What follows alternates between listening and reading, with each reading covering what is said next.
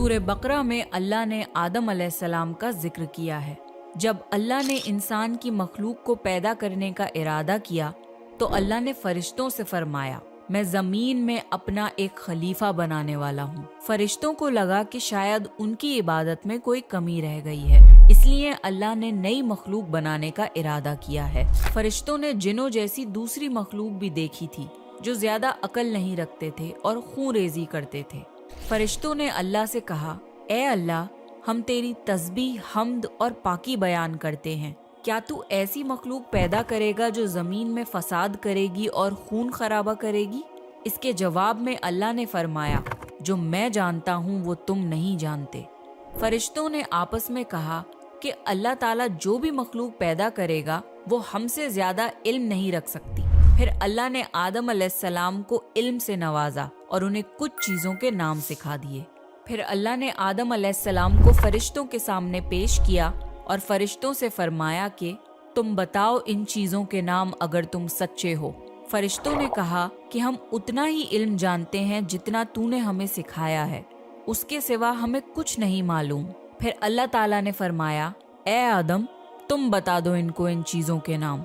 फिर जब आदम ने उन चीजों के नाम बता दिए तो अल्लाह ने फरिश्तों से फरमाया कि मैं ना कहता था कि मैं आसमानों और जमीन की पोशीदा चीजों को जानता हूँ। फिर अल्लाह ने फरिश्तों से फरमाया कि तुम आदम को सजदा करो, तो वो सब सजदे में गिर पड़े मगर शैतान ने सजदा नहीं किया। अल्लाह ने फरमाया कि ए इब्लीस, तुझे क्या हुआ कि तू सजदा करने वालों के साथ शरीक ना हुआ?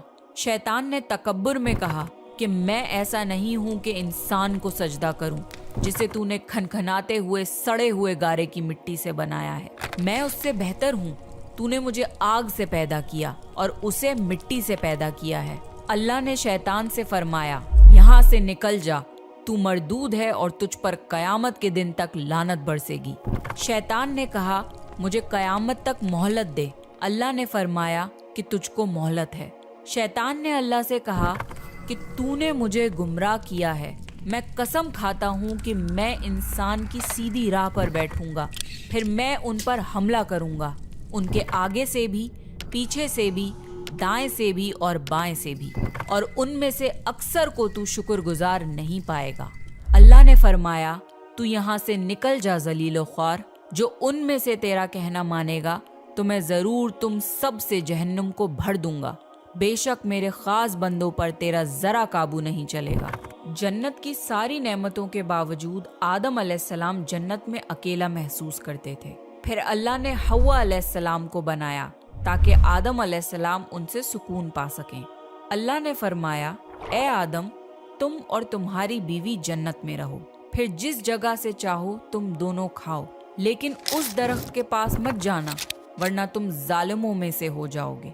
फिर शैतान ने उन दोनों के दिल में वसवसा डाला और कहने लगा, तुम्हारे रब ने तुम दोनों को इस दरख्त से इसलिए मना किया था कि तुम कहीं फरिश्ते ना बन जाओ या कहीं हमेशा जिंदा रहने वालों में ना हो जाओ। और शैतान ने कस्में तक खा ली कि वो उनका खैर ख्वाह है। बस मरदूद ने धोखा देकर उनको दरख्त की तरफ खींच ही लिया।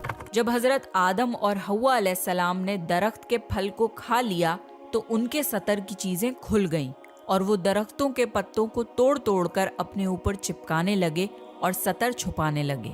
फिर अल्लाह ने उनको पुकारा और फरमाया, क्या मैं तुम दोनों को इस दरख्त से मना न कर चुका था और ये न कह चुका था कि शैतान तुम्हारा खुला दुश्मन है? हजरत आदम और हव्वा अलैहिस्सलाम ने कहा कि ए हमारे रब, हमने अपने ऊपर जुल्म किया और अगर आप हमें ना बख्शेंगे और हम पे रहम ना फरमाएंगे तो फिर हम तो जरूर तबाह हो जाएंगे।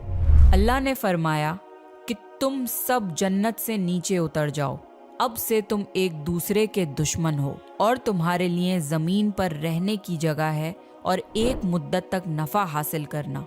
अब तुमको वहीं जिंदगी गुजारनी है और वहीं मरना है और वहीं फिर से पैदा होना है।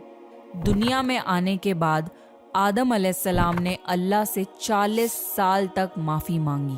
फिर अल्लाह ने आदम अलैहिस्सलाम पे रहम खा के उन्हें माफ़ कर दिया और फरमाया कि तुम और तुम्हारी औलाद दुनिया में रहो और ये बात याद रखो कि जब मेरी तरफ से कोई नबी हिदायत लेकर तुम्हारे पास आए تو تم اس کا کہنا ماننا، اور جو لوگ میرے نبیوں کی بات کو نہیں مانیں گے اور ہماری آیتوں کو جھٹلائیں گے وہ دوزخ میں جائیں گے اور ہمیشہ اسی میں رہیں گے۔ پھر حضرت آدم اور حوا علیہ السلام دنیا میں رہنے لگے، انہی سے انسانوں کی نسل شروع ہوئی۔ آدم علیہ السلام تقریباً 900 سال زندہ رہ کر وفات پا گئے۔ قرآن کے اس واقعے سے ہمیں یہ ہدایت ملتی ہے کہ جب شیطان نے غلطی کی تو اس نے معافی مانگنے کی بجائے تکبر کیا اور اللہ کو ہی اپنی گمراہی کا الزام دیا۔ پر جب آدم علیہ السلام سے غلطی ہوئی تو انہوں نے اپنی غلطی مانی اور فوراً توبہ کری، اور تب تک معافی مانگتے رہے جب تک اللہ کو راضی نہ کر لیا۔ آدم علیہ السلام کی سنت یہ ہے کہ جب انسان سے غلطی ہو جائے تو وہ اللہ سے اپنے گناہوں کی معافی مانگے اور اپنے رب کو منا لے۔ بے شک اللہ بہت معاف کرنے والا، بڑا مہربان ہے۔